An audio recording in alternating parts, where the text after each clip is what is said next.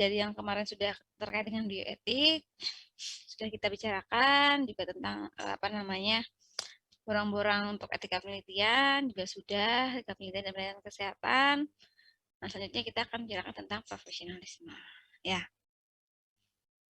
jadi kalau di sini kita ngomong profesionalisme, otomatis dia berkaitan dengan SDM, gitu ya, dengan orangnya, gitu ya. Nah, di sini memang kalau kita lihat sumber daya dari suatu organisasi, salah satunya yang terpenting adalah SDM. Ya, di sini karena apa? Ya memang karena di sini yang pelaku utamanya gitu ya dalam satu organisasi pastinya adalah ya staf, direktur seperti ya yang berkaitan dengan SDM. Meskipun ada yang lainnya juga ya, beberapa memang ada yang sangat tergantung pada alat, juga bahan, kayak gitu ya, dan juga pendanaan. Tapi memang aspek SDM ini sangat dinamis sekali dan harus terus dipantau supaya tetap apa namanya menjadi SDM-SDM yang berkualitas. Ya, jadi di sini untuk hasil kerja yang optimal, maka diperlukanlah SDM-SDM yang berkompeten di bidangnya, ya selalu update terus informasinya yang dimiliki, kemudian berakhlak mulia, serta menjunjung tinggi kualitas kerja sebagai wujud profesionalisme. Jadi bisa dibayangkan kalau suatu organisasi pelayanan kesehatan SDM-nya gitu ya tidak berkompeten, kemudian juga tidak menjunjung akhlak mulia, nggak juga profesionalisme, maka bisa dibayangkan mungkin pelayanan yang diberikan pun itu tidak akan baik, gitu ya.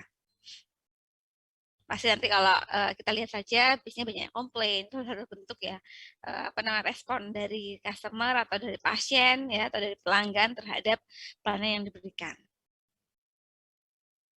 Nah, kalau kita ngomong SDM lagi gitu ya, ada beberapa aspek yang berkaitan dengan SDM. Yang pertama adalah aspek-aspek potensial, yaitu potensi-potensi yang bersifat dinamis ya, artinya memang bisa bergerak atau pasang surut gitu, seperti itu ya, terus berkembang dan dapat dikembangkan.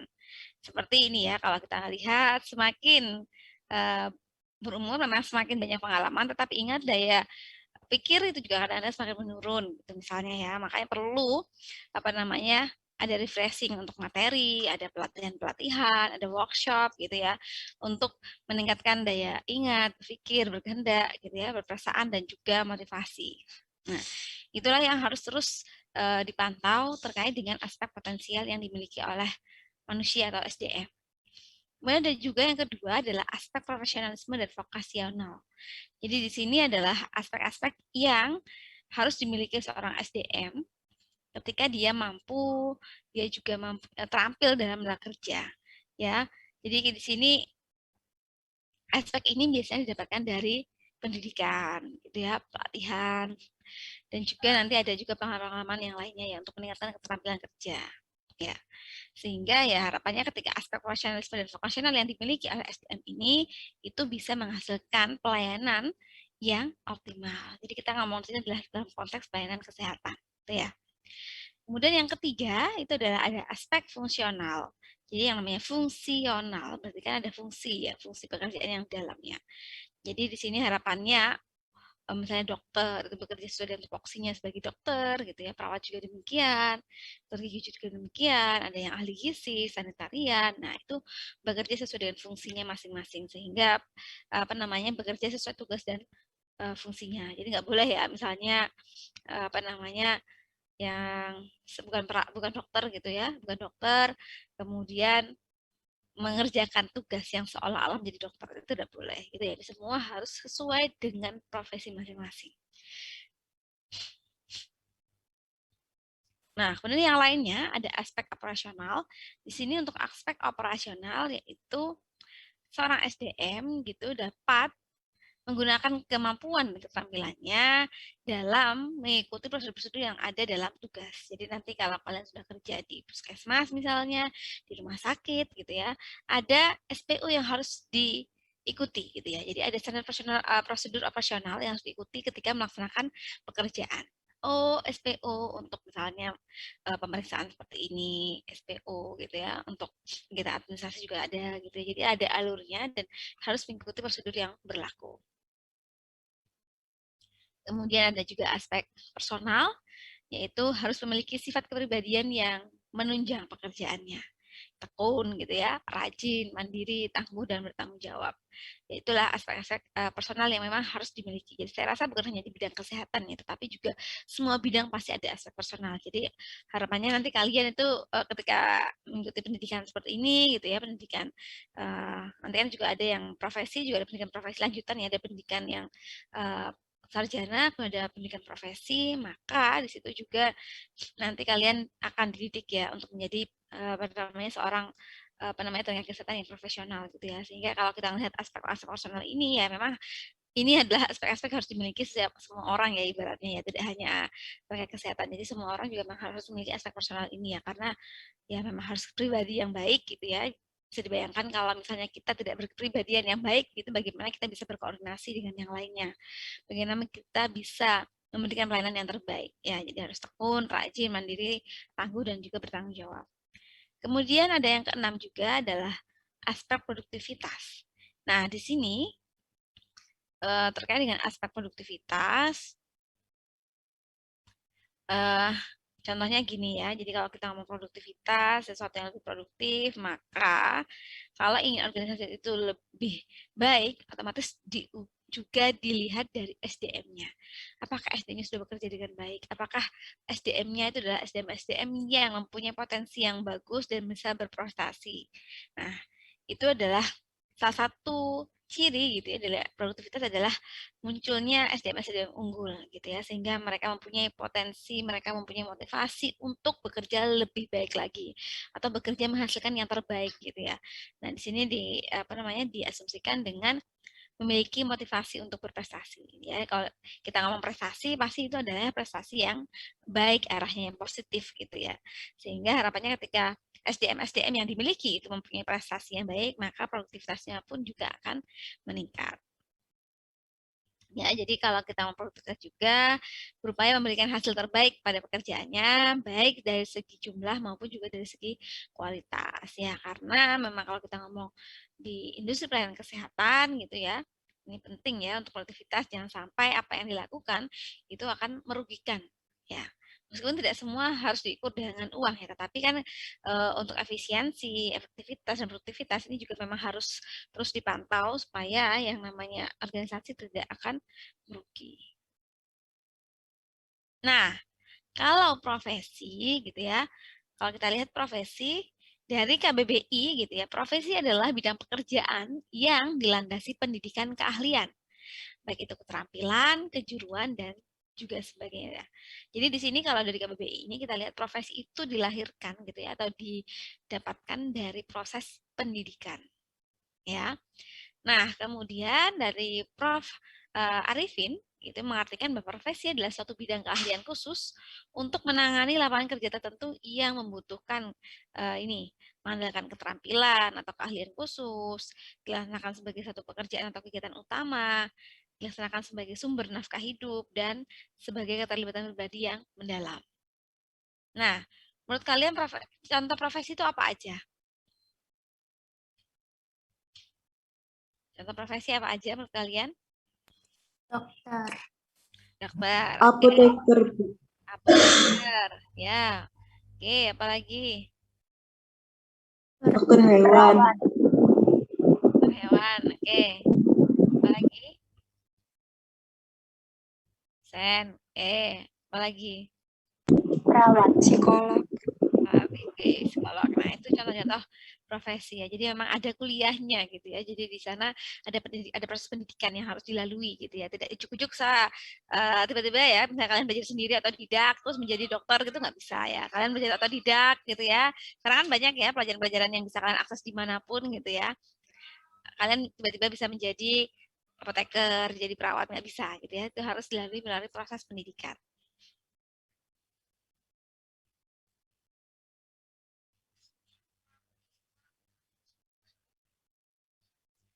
Nah, ini syarat suatu profesi gitu ya, melibatkan kegiatan intelektual, menggeluti satu cabang ilmu yang khusus, memerlukan persiapan profesional yang alami gitu ya, dan bukan sekedar latihan. Jadi nggak boleh ya hanya latihan aja. Jadi harus ada apa namanya kegiatan serangkaian kegiatan yang membentuk profesi ya. Contohnya kemarin, contohnya tadi yang saya sebutkan adalah tadi ya ada apa namanya yang pendidikan profesi seperti itu ya, memerlukan latihan dalam jabatan yang berkesinambungan, jadi nanti bisa diupdate ya melalui apa namanya pelatihan-pelatihan, workshop gitu ya yang biasanya dilakukan atau diberikan oleh masing-masing organisasi profesi OP ya, organisasi profesi.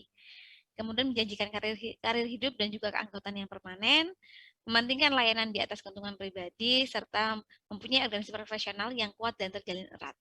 Jadi kalau kita ngomong profesi ya, organisasi profesi atau OP gitu, jadi ada ID gitu ya, ada PDGI, ada IAI gitu ya, PPNI, IB gitu ya, kalau itu bidang kesehatan ya, macam-macam ada PAEI gitu ya, kalau epidemiolog, ada HAKRI, sanitarian. Nah, itu ya. Kemudian menentukan baku standarnya sendiri dalam hal ini adalah kode etik. Jadi kode etik ini ditentukan oleh masing-masing organisasi profesi. Itu ya. Selanjutnya, nah ini contoh saya bilang tadi, contoh bidang kesehatan ya, jadi ada dokter, dokter gigi, dokter hewan, perawat, apoteker, bidan, dietitian, sanitarian, ada juga epidemiolog, gitu ya. Ada guru, pengacara, programmer, psikolog, bankir, teknisi, analis laboran, montir, dan lain-lain. Itu contoh. Nah, sedangkan yang dinamakan tadi adalah profesinya adalah dari bentuknya, gitu ya, bentuk atau namanya jabatannya, gitu ya, atau apa ya istilahnya, profesinya itu adalah namanya gitu nama bentuknya, tapi kalau memang profesional itu adalah sifatnya ya. Jadi orang yang ahli dalam bidangnya menunjukkan kualitas tinggi dalam pekerjaannya. Jadi istilah ini berlaku untuk semua orang dengan berbagai profesi. Jadi apapun profesinya, baik itu kesehatan maupun kesehatan, semua orang yang bekerja diharapkan profesional. Ya, jadi menunjukkan kualitas yang tinggi. Jadi apa yang dilakukan itu harus berkualitas, yaitu yang dinamakan profesional. Ya, kemudian seseorang yang hidup itu harus memperhatikan suatu keahlian tertentu, terlibat dalam suatu kegiatan tertentu yang menuntut keahlian, dan sementara orang lain melakukan hal yang sama sekedarnya hanya untuk mengisi waktu. Jadi diharapkannya tetap kalau untuk semua profesi gitu profesional dan orang yang hidup itu harus memberikan yang terbaik dalam kehidupannya. Itu ya, nggak boleh setengah-setengah gitu harapannya ya. Kita all out gitu ya. Apakah suara saya terdengar dengan jelas? Terdengar, Bu. Dengar, Bu. Oke. Terdengar, Bu. Nah, soalnya ini suara apa lagi kayak mau flu gitu ya. Suara saya jadi kayak nggak ini ya. Saya rasa kayak sengau gitu.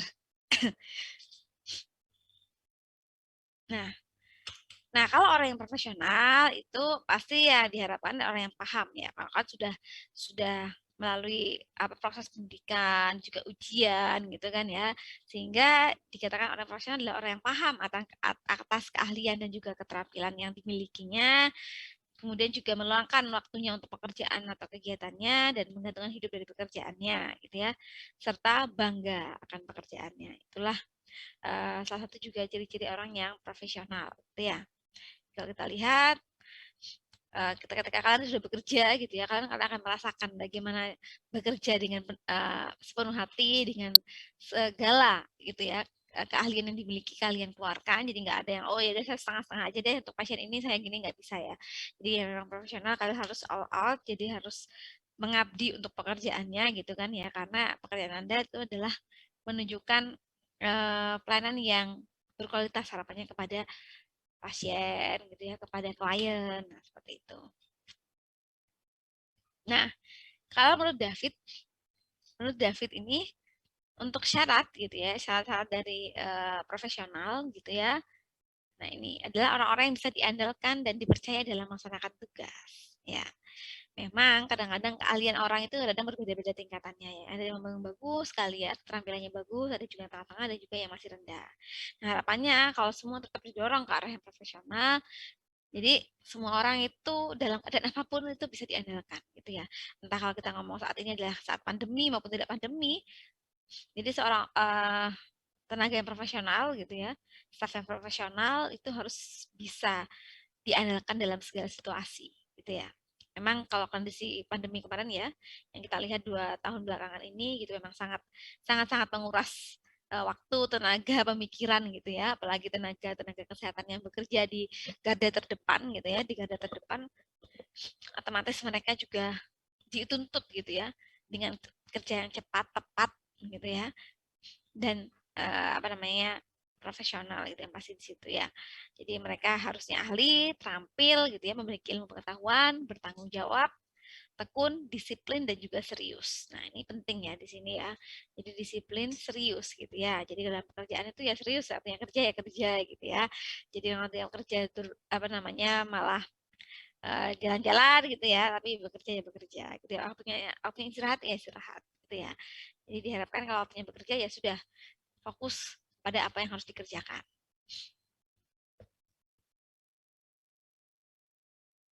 Nah, terkait dengan standar profesional gitu ya. Jadi ada juga kalau kita di depan kemarin di awal-awal itu kita bicara tentang etika gitu ya. Kemudian hukum. Nah, dalam profesi pun itu juga ada yang namanya standar profesional. Jadi kalau dikatakan standar, otomatis itu adalah suatu bentuk standarisasi atau keseragaman terhadap suatu profesi tertentu ya. Namanya juga standar profesional berarti ada praktek etika perilaku yang dipatuhi oleh anggota kelompok profesi tertentu. Jadi nanti kalau di ID mereka juga punya standar profesional untuk dokter gitu ya. BDGI juga demikian, apoteker, perawat, bidan gitu ya. Kita kalau ngomong kemudian ke psikolog ya.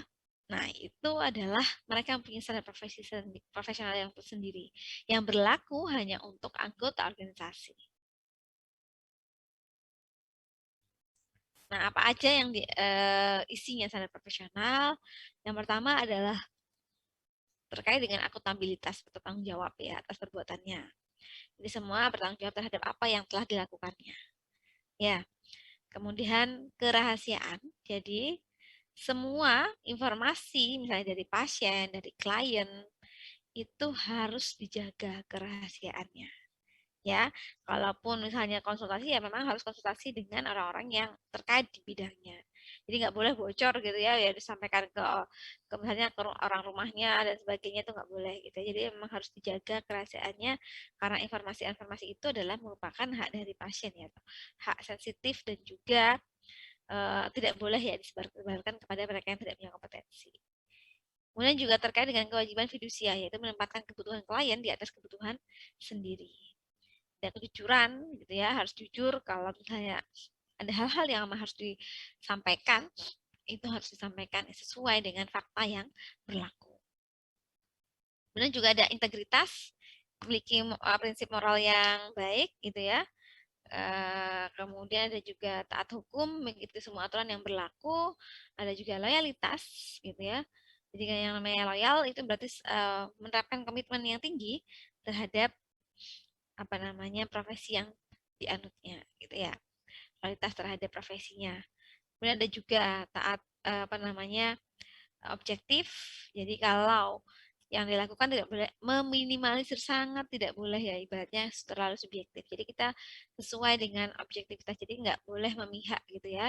Jadi tidak terpengaruh oleh atau dipengaruhi oleh bias. Jadi objektif ya. Jadi misalnya tidak boleh menggunakan asumsi-asumsi yang menggunakan asumsi pribadi yang sifatnya subjektif gitu ya. Jadi misalnya kalau melakukan treatment atau tindakan kepada pasien sesuai dengan apa yang seharusnya dilakukan terhadap pasien jika menderita penyakit X misalnya ya. Jadi harus berdasarkan hasil penelitian gitu ya dan juga hasil-hasil metode ilmiah seperti itu ya. Transparansi artinya menyampaikan informasi yang relevan dan tidak ada yang ditutup-tutupi. Ini juga transparan ya. Jadi harus memang disampaikan secara terang-terangan kepada orang yang membutuhkan. Gitu ya.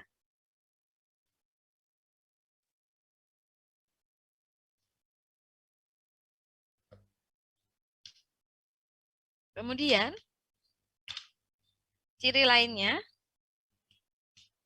ciri lainnya adalah ini ya. Menurut ciri dari menurut Robert ya, dan juga dalam Arifin itu tadi lebih mementingkan pelayanan kemanusiaan yang ideal dibandingkan dengan kepentingan pribadi. Jelas ya kalau kita di mana-mana bekerja itu mesti mendahulukan kepentingan umum atau kepentingan kemanusiaan dibandingkan dengan kepentingan yang sifatnya pribadi. Ya, seorang pekerja profesional relatif memerlukan waktu yang panjang untuk mempelajari konsep-konsep serta prinsip-prinsip pengetahuan khusus yang mendukung keahliannya. Jadi di sini makanya ketika kalian bekerja pun tetap ada pendidikan gitu ya. Karena yang namanya uh, belajar itu tidak mengenal waktu ya. Jadi kapanpun apalagi kemarin ya kita sangat banyak belajar dari pandemi ya. Sesuatu yang baru itu harus dipelajari ya. Sehingga makanya butuh waktu ya ketika kita lihat bagaimana perkembangan COVID. Oh yang kalau kita tidak tahu bagaimana epidemiologi penyakitnya, bagaimana jenis virusnya, perilaku virusnya seperti apa, kemudian bagaimana penanganan yang tepat, bagaimana efikasi vaksin. Nah, itu perlu waktu ya untuk belajar itu semua ya. Sehingga memang di sini seorang yang bekerja secara profesional memang membutuhkan waktu yang relatif panjang ya. Memang karena belajar itu tidak pernah mengenal waktu. Kemudian memiliki kualifikasi tertentu untuk memasuki profesi tersebut, serta mampu mengikuti perkembangan dalam pertumbuhan jabatan. Jadi, kalau memasuki profesi otomatis kalian harus lulus dulu ya pendidikan yang kalau kita biasanya profesi itu adalah pendidikan lanjutan. Jadi kalau kalian harus lulus dulu misalnya sarjananya gitu ya, jadi S-Corp-nya dulu dikerjakan, setelah itu baru memasuki yang apa namanya pendidikan profesi menjadi profesi dokter gitu ya, sama dengan profesi yang lain juga seperti itu ya. Jadi harus lulus dulu karena kalau Anda bisa nggak lulus ya nggak bisa ya masuk ke profesi. Bagaimana Anda saja di dalam segi pengetahuan karena kan yang sarjana banyak pengetahuan aja tidak paham atau tidak tahu gitu ya bagaimana. Nah, itu memang sangat berat ya di profesi itu, memang didikannya sangat berat karena tanggung jawabnya nanti pada saat bekerja juga berat gitu ya, sehingga benar-benar harus apa namanya dibimbing seperti itu ya, harus ada pendidikan yang jelas dan juga harus diikuti, harus lulus juga ya. Nanti kalian pun pada saat nanti sudah lulus gitu ya, sudah lulus pendidikan profesi, nanti ada juga ujiannya. Nah, itu harus lulus juga gitu ya, ujian kompetensi yang harus juga diikuti ya. Karena kalau tidak lulus uji kompetensi tidak bisa ngurus STR, kalau nggak punya STR nggak bisa ngurus SIP gitu ya, jadi harus panjang gitu ya. Yang memang di situ dijaga benar kualitasnya sehingga semua orang nanti yang bekerja menjadi profesi tertentu gitu ya memang benar-benar dia layak gitu ya menduduki atau menjadi profesi tersebut. Nah, ini juga selalu mengikuti perkembangan dalam pertumbuhan jabatan. Jadi memang nanti kalau pada saat Anda bekerja, dan juga selalu ada nanti pelatihan-pelatihan dan workshop yang harus diikuti apa secara berkala ya. Karena nanti pada saat biasanya perpanjangan STR itu juga ada komponen-komponen pada pendidikan harus yang sesuai ya. Ketika Anda nanti perpanjangan STR ada komponen pendidikan yang harus Anda penuhi gitu ya untuk bisa memperpanjang STR, ada juga pengabdian gitu ya. Nah, itu. Kemudian memiliki kode etik yang mengatur keanggotaan, tingkah laku, sikap, dan juga cara kerja. Jadi saya sampaikan tadi bahwa semua profesi mempunyai kode etik profesinya masing-masing. Dan itu harus ditaati oleh semua anggota profesi.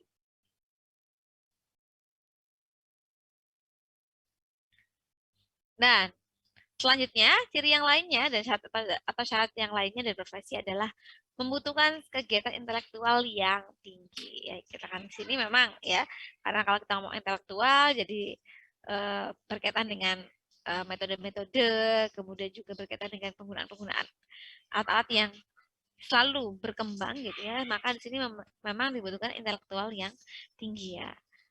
Karena memang banyak sekali analisis-analisis yang harus dilakukan, daya ingat yang juga harus kuat gitu ya di sini. Nah, kemudian juga ada organisasi yang dapat meningkatkan standar pelayanan, disiplin dalam profesi, serta kesejahteraan anggotanya. Ya, jelas ya, ada juga organisasi profesi yang pasti nanti yang membina bagaimana etika dan juga standar-standar yang berlaku untuk apa namanya anggota organisasinya.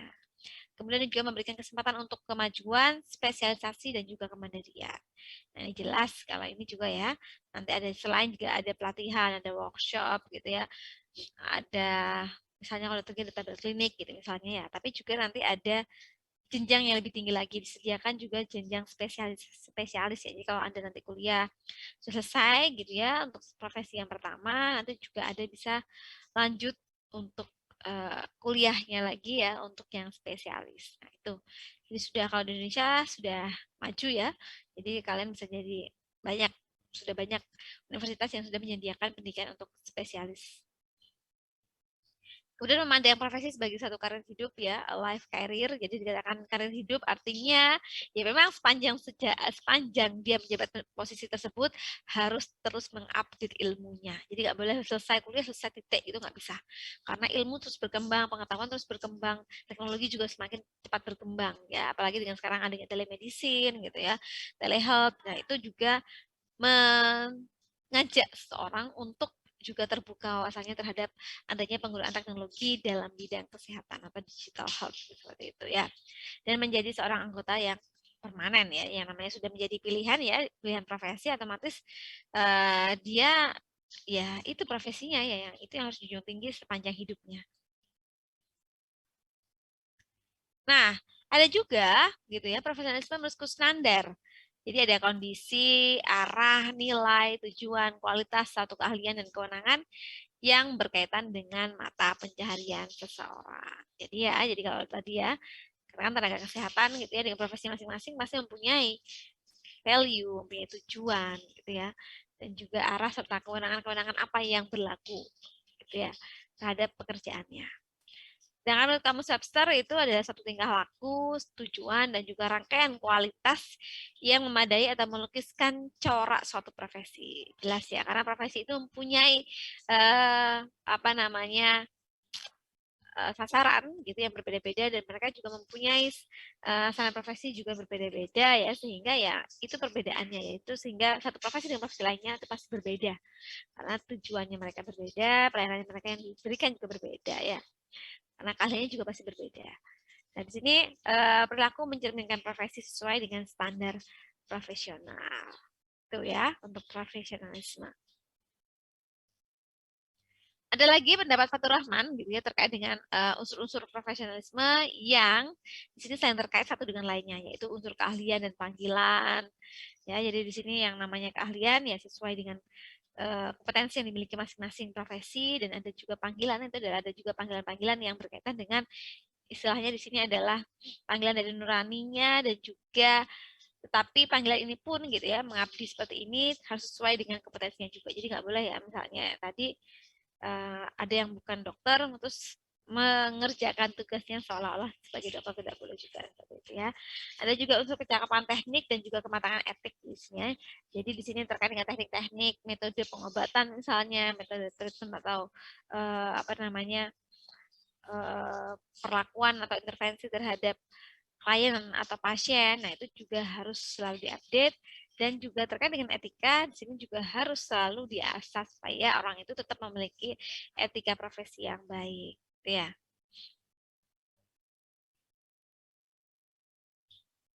Nah, di sini juga ada unsur akal dan juga moral. Jadi di sini selain dari kompetensi dari profesi itu ya ada unsur dari intelektualnya gitu, tetapi juga harus ada moral ya. Jadi ketika intelektual disambungkan dengan moral itu pasti akan lebih baik lagi ya. Tidak cukup hanya intelektual saja, tetapi bagaimana kita menjunjung tinggi harkat dan martabat manusia yang lainnya ya atau pasien atau klien itu juga merupakan salah satu bagian dari moral yang harus ditunjukkan oleh seorang yang bersifat profesionalisme. Ya, jadi ingat kalau di sini adalah ada keahlian, keterampilan, kecakapan teknik, kematangan etik, akal dan juga moral yang harus dimiliki dalam profesionalisme. Nah, uh, ada juga karakteristik ya, cirinya dari orang-orang yang berprofesi yang memiliki profesionalisme adalah ada 4 karakteristik profesionalisme. Yang pertama adalah equality, equal gitu ya, artinya perlakuan yang sama atau yang diberikan, jadi nggak boleh membeda-bedakan berdasarkan suku, ras, agama, itu tidak boleh, jadi ada equal, ya perlakuan yang sama. Dan equity, perlakuan yang adil atas pelayanan yang diberikan, ya. Kemudian ada loyalitas yang harus juga dijunjung tinggi, artinya juga kesetiaan pada profesi ya. Jadi orang-orang yang sudah masuk ke profesi pasti loyal terhadap organisasinya, loyal terhadap profesinya gitu ya. Tapi tetap meskipun loyalitas tidak boleh melanggar hukum yang berlaku. Ada juga tanggung jawab di sini ya, ada proses tanggung jawab. Jadi apapun yang dikerjakan memang harus dipertanggungjawabkan. Ya, di sini memang tanggung jawab itu adalah hal yang berat memang gitu. Tapi yang pasti lagi kan itu tujuannya untuk kebaikan ya. Jadi tetap kalian yang nanti akan jadi seorang profesi tertentu gitu ya, profesi masing-masing harus bertanggung jawab terhadap apa yang telah Anda lakukan gitu ya. Nah, bagaimana untuk penilaian atau ukuran profesionalisme? Jadi di sini kalau untuk mengukur profesionalisme ada 4 gitu ya, 4 yang bisa dilihat. Yang pertama adalah kompetensinya. Jadi kalau lihat orang-orang yang berkompeten gitu ya, adalah melakukan pekerjaan itu dilandasi atas pengetahuan, keterampilan yang dituntut oleh masing-masing pekerjaannya. Jadi ya kompetensi, namanya kompeten ya. Berarti dia mampu untuk melaksanakan pekerjaan tersebut.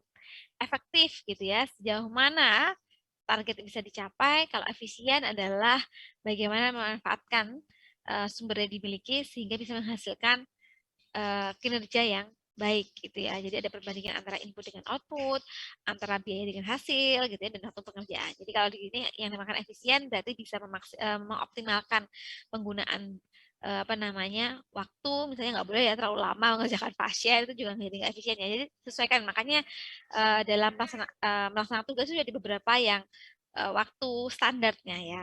Nanti ada waktu standarnya ketika kalian lihat SPM misalnya di rumah sakit gitu ya, SPM di rumah sakit. Jadi berapa lama sih waktu untuk pelayanan itu juga sudah ada ya, sehingga harapannya kalian tetap bisa melaksanakan pekerjaan secara efisien ya, menggunakan apa namanya alat dan bahan yang sesuai gitu ya dengan hasilnya. Nah, menggunakan sumber daya dengan hasilnya. Nah, itu namanya efisien ya. Kemudian ada juga tanggung jawab. Jadi kesanggupan melaksanakan pekerjaan dan juga berani mengambil risiko atau keputusan yang diambil. Jadi semua keputusan yang diambil harus dapat dipertanggungjawabkan. Jadi kalau kita lihat apa sih bedanya profesi, profesional dan profesionalisme. Jadi kalau pekerjaannya itu adalah profesi gitu ya, tapi kalau profesional adalah individu yang melakukan tugas sesuai profesi dan profesional, tetapi kalau profesionalisme adalah perilakunya. Perilaku individu sesuai profesi juga memenuhi standar profesional. Jadi jelas berbeda dalam penggunaannya dalam sehari-hari ya. Gitu.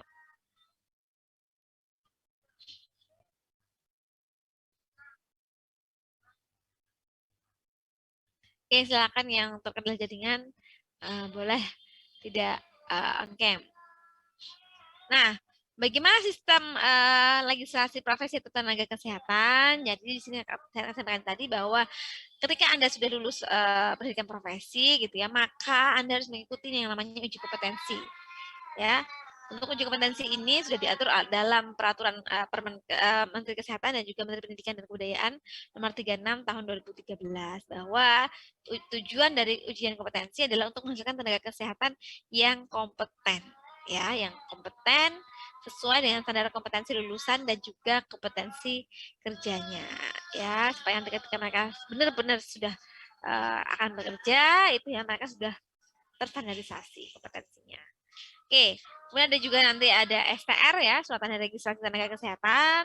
Jadi artinya Anda kalau sudah mempunyai STR berarti Anda termasuk profesi yang sudah diakui gitu ya, sudah terdaftar di Indonesia misalnya kayak gitu ya, di Kementerian Kesehatan. Nah, itu ya STR tenaga kesehatan. Ada juga SIP. Nah, kalau SIP memang tingkatnya adalah di tempat Anda akan bekerja nanti ya. Misalnya kalau ini tingkat kabupaten atau kota, jadi nanti ketika kalian akan praktek, kalian harus memiliki izin prakteknya terlebih dahulu ya. Silahkan nanti Anda urus gitu ya di kabupaten kota masing-masing gitu ya.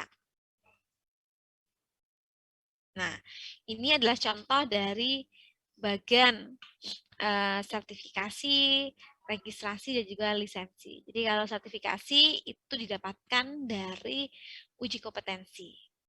Ya, makanya nanti akan muncul dari kalian uji kompetensi nanti gitu ya, atau exit exam gitu ya, akan mendapatkan sertifikat kompetensi. Ya, nah ini dilakukan di perguruan tinggi ya.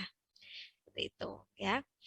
Nanti kemudian registrasi. Jadi setelah nanti kalian lulus UKOM gitu ya, lulus UKOM, nanti ada yang namanya registrasi ya, pendaftaran sebagai Anda sebagai profesi A, B, C gitu misalnya ya. Sehingga muncullah STR, surat tanda registrasi.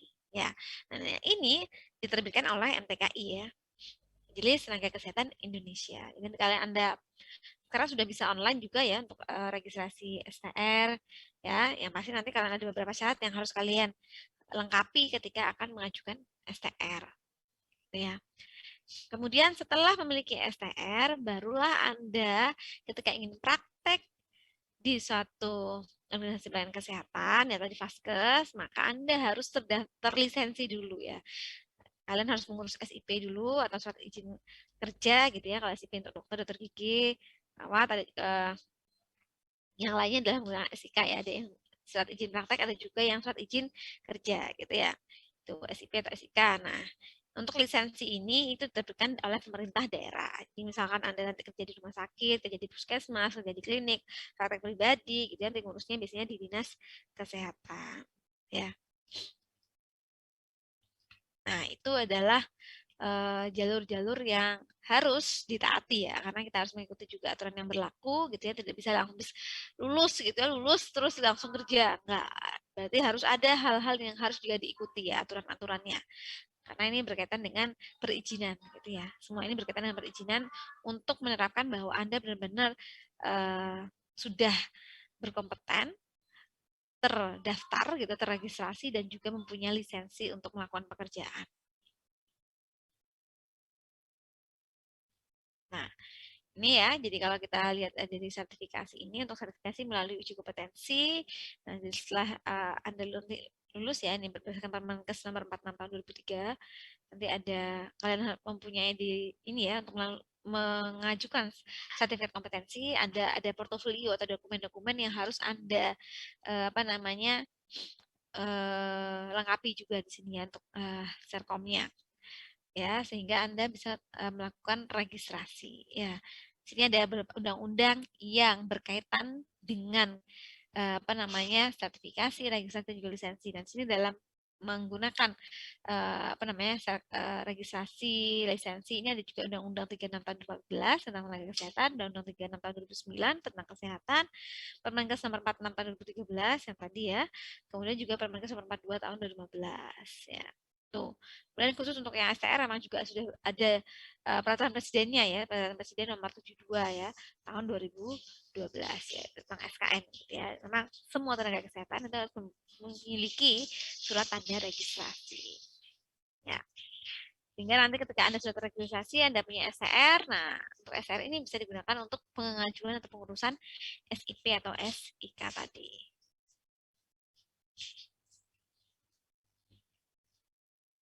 Nah, tadi adalah serangkaian proses ya yang seorang yang sudah apa namanya pendidikan profesi dan selanjutannya setelah itu ini adalah prinsip penyelenggaraan pelayanan kesehatan. Jadi seorang nakes dalam prakteknya perlu memperhatikan aturan berikut. Satu, status tenaga kesehatan dalam profil standar, gitu ya. Statusnya sebagai apa harus jelas, gitu ya. Biasanya tidak memiliki ganda ya tugasnya nakes dia, karena SR-nya hanya satu ya, SR-nya hanya satu. Sebagai apa gitu ya, SR-nya hanya satu sebagai apa, profesinya apa. Ya, kemudian menerapkan standar pelayanan medis sesuai dengan sini ilmu. Kemudian operasional standar pelayanan medis sesuai dengan indikasi sistematika. Jadi di sini untuk terkait dengan standar pelayanan medis gitu ya, operasional ini biasanya mengikuti aturan-aturan yang berlaku di Paskesnya ya, fasilitas pelayanan kesehatannya. Kemudian dari situ operasional untuk standar pelayanan medis itu dilanjuti dengan protap atau prosedur tetap atau juga SOP atau SPO, istilahnya juga dengan karena SPO ya, sama standar prosedur operasional gitu ya. Jadi harus mengikuti apa namanya aturan-aturan atau langkah-langkah yang terorganisir atau sistematis gitu ya. Makanya ada namanya SOP atau SPO. Nah, dalam suatu tindakan medis sangat memperhatikan saling memahami dan juga menyetujui serta menghormati akan hak pasien yang tertuang dalam IC kemarin yang sudah kita bahas ya, informed consent. Jadi semua hak-hak pasien mereka juga sudah menyetujui kan ya. Dan sebagai nakes harus juga memahami dan menyetujui dan serta menghormati apa saja yang sudah tertuang dalam informed consent tersebut. Nah, itu ya, dalam penyelenggaraan pelayanan kesehatan. Dan yang lainnya, nah ini, rekaman tindakan medis yang dibantu bersama atau oleh atau dengan tenaga kesehatan dan kesehatan lain sebaiknya cukup lengkap dan benar. Jadi semua, karena dalam satu pelayanan kesehatan tidak bisa bekerja sendiri ya, harus bisa berpartner, bermitra dengan tenaga kesehatan maupun tenaga kesehatan gitu ya. Maka rekaman tindakan medis gitu ya, RM-nya harus lengkap dan juga diisi dengan benar gitu ya. Jangan sampai males mengisi apa namanya RM gitu ya, rekam medisnya ya. Rekaman terpadu antara lain apa? Ada rekam medis, ada asupan keperawatan, ada kefarmasian, gizi, lab dan administrasi. Nah, itu ya. Jadi harus semuanya harus lengkap dan juga diisi dengan benar. Dia nggak hanya lengkap, tapi juga isinya adalah benar. Kemudian terkait dengan penjaringan gitu ya mengenai kerahasiaan pelayanan medis, diagnosis dan juga prognosis atau efek samping. Nah, itu benar-benar harus diwaspadai juga perlu dicermati. Jadi di sini dalam penyelenggaraan harus benar-benar cermat ya, cermat dalam memberikan diagnosis gitu ya. Terus melihat prognosis ya bagaimana penanganan penyakitnya dan bagaimana efek sampingnya. Jadi harus disampaikan juga. Misalnya terjadi efek samping harus disampaikan kepada pasiennya ya. Efek samping yang akan misalnya dialami dari menggunakan obat ini misalnya ya, maka efek samping misalnya nyeri kah gitu ya atau demam mungkin. Nah, itu harus disampaikan juga dan jika sampaikan juga bahwa misalnya efek samping ini dirasa berat gitu ya harap segera mengunjungi fasilitas kesehatan terdekat misal seperti itu ya. Memang kadang-kadang nanti pasien tuh kadang-kadang bingung ya kalau misalnya sudah minum obat ternyata ada efek samping ya dan dia nggak tahu gitu ya loh, jadi komplain gitu ya. Makanya harus di awal ada edukasi juga bagaimana cara misalnya kalau minum obat seperti apa ketika di rumah, waktunya kapan, refleksinya berapa kali gitu ya, efek sampingnya apa dan apa yang harus dilakukan jika terjadi efek samping. Maka di sini penting sekali untuk edukasi terkait dengan misalnya kalau kita ngomong obat gitu ya. Jadi bagaimana medication safety-nya supaya tetap aman. So.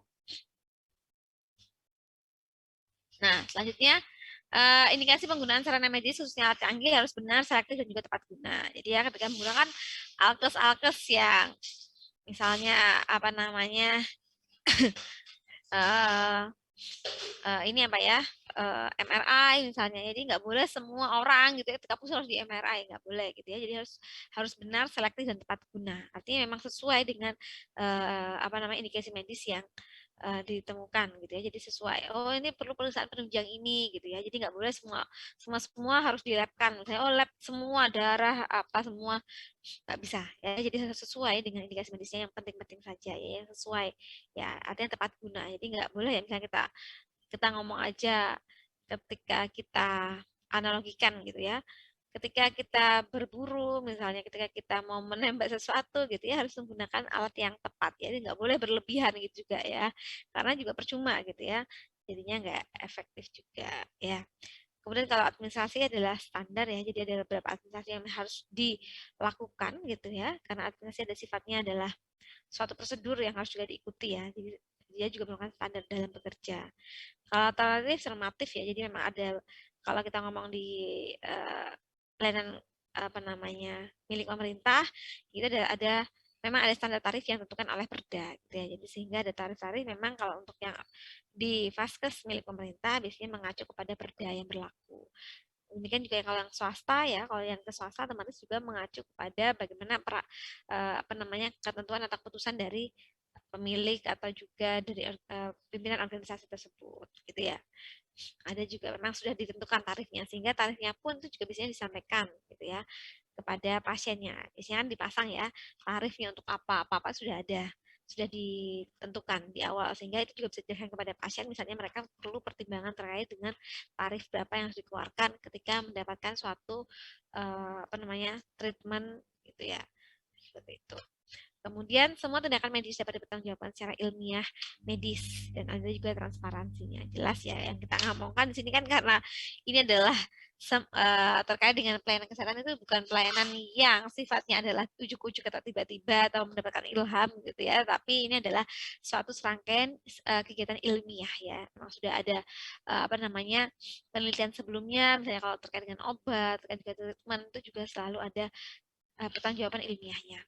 Kemudian juga kemungkinan ada aspek hukum, rambu-rambu antisipasi atau penetralan, ya itu juga perlu diwaspadai ya. Di sini ketika orang bekerja juga sudah ada undang-undangnya gitu ya, sudah dilindungi undang-undang, maka juga ada hak, kewajiban, dan ada juga ketika terjadi kelalaian juga pasti ada sanksinya. Nah, di sini makanya perlu diperhatikan juga bagaimana aspek hukum yang berlaku sehingga nanti semua bisa saling tidak ada yang dirugikan ya, saling menguntungkan antara misalnya antara apa namanya nakes dengan pasien, dengan klien gitu ya. Semua sesuai dengan hak dan kewajibannya. Nah, ini ada dua contoh kasus ya. Pertama, ada dua kasus yang perlu kalian nanti apa namanya diskusikan di breakout room. Setelah ini saya akan bikin breakout room. Ada 8 kelompok ya, benar ya? NH. Iya, Bu. Ya, 8 ya. Oke, saya akan bikin 8 breakout room. Nanti kalian silakan join ke masing-masing breakout room sesuai dengan kelompoknya. Ya, ada 2 kasus yang belajar di sini. Yang pertama, kasus 1. Seorang pegawai A saat ini menduduki posisi penting dalam departemen B